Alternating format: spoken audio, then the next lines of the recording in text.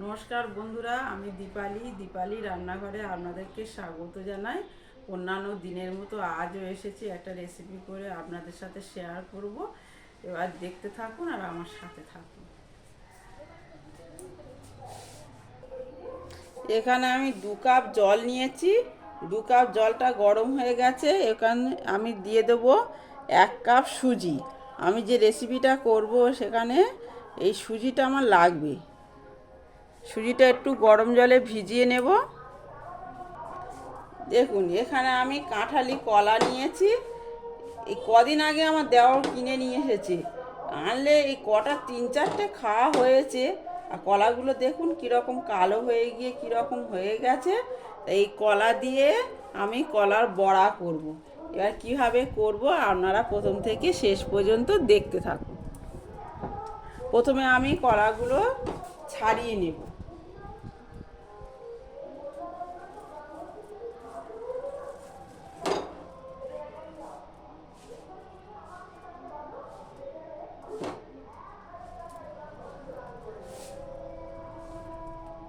কলাগুলো ছাড়িয়ে আমি রেডি করে নেব। এখানে 1 কাপ চিনি, আরও হাফ কাপ দেব। দেখুন, আরও হাফ কাপ নিয়েছি, দিয়ে দেব। আগে কলা আর চিনিটা ভালো করে এরকম হাত দিয়ে মেখে নেব।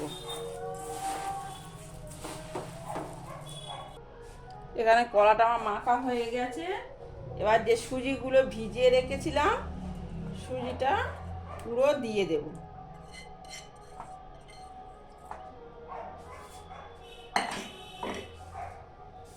দিয়ে সুজিটা মেখে নেব। দেখুন, এখানে ছোট চামচের 1 চামচ লবণ নিয়েছি, লবণটা দিয়ে দেব। দেখুন, এখানে আমি 1 কাপ ময়দা দিচ্ছি, দিয়ে মেখে দেখব, যদি ময়দা লাগে আরও ময়দা দেব। আর 1 কাপ দিয়ে দেব, তার মানে এখানে 2 কাপ ময়দা লাগবে। দিয়ে দেব কটা মৌরির দানা। দেখুন, এখানে মৌরির ভাগটা মানে হাফ চামচেরও হাফ দেবেন, যেহেতু আমার এখানে বেটারটা কম তো। দিয়ে এবার এটা একটু মেখে নেব। দেখুন, কড়াইতে সাদা তেল গরম হয়ে গেছে। আর আমি একে একে দিতে থাকবো। সাইজটা আপনাদের মনের মতো করবেন, বড় করতে পারেন আর এরকম ছোট ছোট করতে পারেন।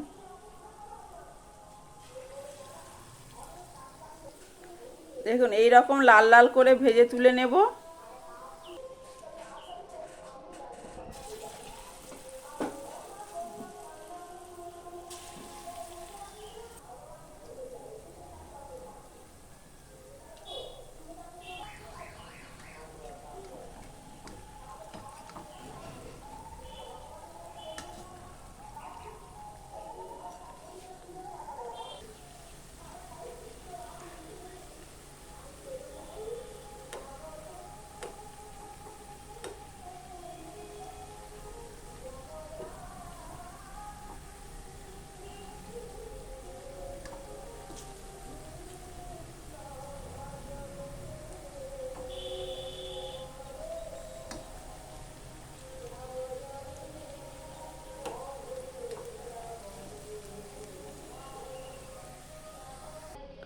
দেখুন, আমার এই ভাজাগুলো সব রেডি হয়ে গেছে।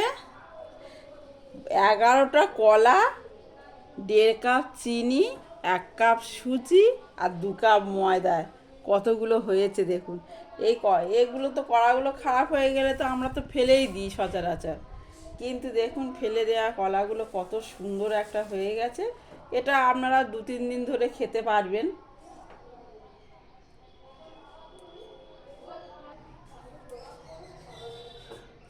আমার এই কলার বড়া রেসিপিটা যদি আপনাদের ভালো লেগে থাকে, তাহলে আপনারা অবশ্যই অবশ্যই ইউটিউব থেকে দেখলে সাবস্ক্রাইব করবেন।